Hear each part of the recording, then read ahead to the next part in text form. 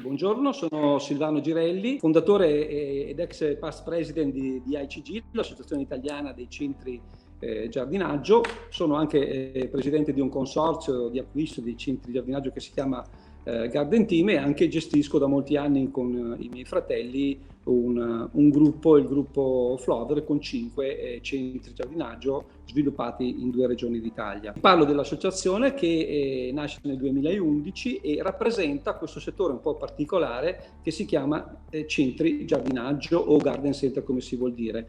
Un network, un'associazione che sta creando la cultura e la consapevolezza a livello nazionale di questo settore, di questo format che ahimè è un po' sconosciuto. La nostra associazione si è sviluppata in collegamento con quella internazionale, l'IGCA, che in 16 paesi tra i più evoluti crea questo network, questa rete internazionale che ci aiuta a migliorare le nostre performance e soprattutto a dare valore alle piante. Perciò anche in Italia è nata figlia di questa associazione, e abbiamo anche il piacere di avere la nostra presidente internazionale, che è un'italiana di Bolzano, che insieme a lei abbiamo fondato nel 2011 questa associazione.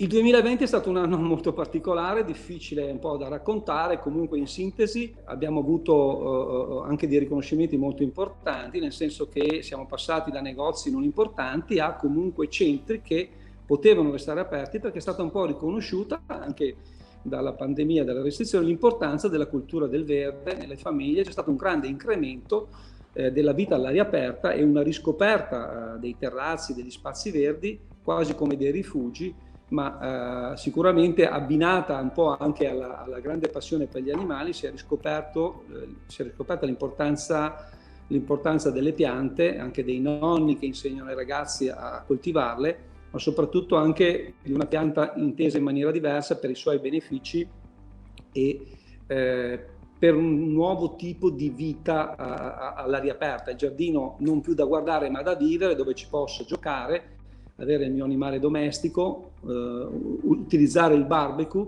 Perciò una grande riscoperta degli spazi verdi che ha aiutato la grande ripresa che c'è stata durante l'estate. Dopo le gravi perdite che abbiamo subito nella primavera dovute alle chiusure, c'è stato un grande ritorno al giardinaggio e confidiamo anche che questo possa continuare. Per le prospettive del 2021 e i nostri progetti, sicuramente siamo certi che questa tendenza che ha avuto questa accelerazione, penso anche nelle nuove generazioni che hanno questa grande consapevolezza anche della sostenibilità e dove sta andando il nostro pianeta, anche con l'aiuto di questo sicuramente abbiamo delle prospettive positive.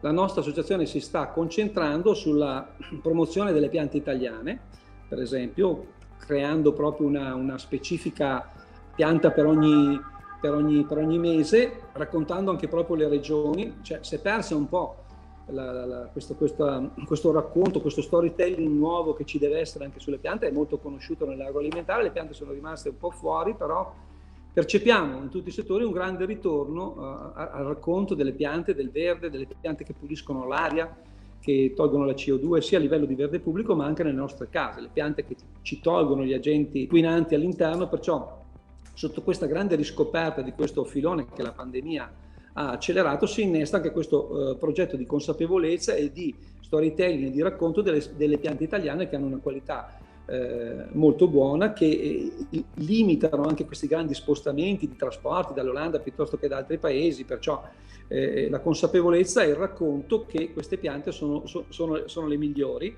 E poi siamo anche impegnati con vari altri progetti formativi per i nostri soci, ma anche uno molto importante che stiamo vivendo in questi giorni, che è la Margherita per AIRC, un progetto fatto in collaborazione con FDAI, firmato dagli agricoltori italiani.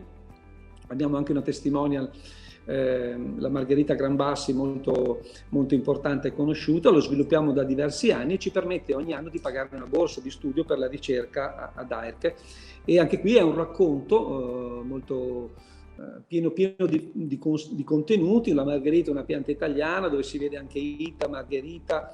Il progetto è sviluppato all'interno dell'Istituto per la ricerca del florovivaismo di Sanremo, perciò una ricerca di una pianta che ci rappresenta e noi la proponiamo in vendita nei nostri punti vendita in tutta Italia, facendo una donazione di parte del ricavato di questa pianta. Perciò seguite i centri di giardinaggio, abbiamo molti progetti.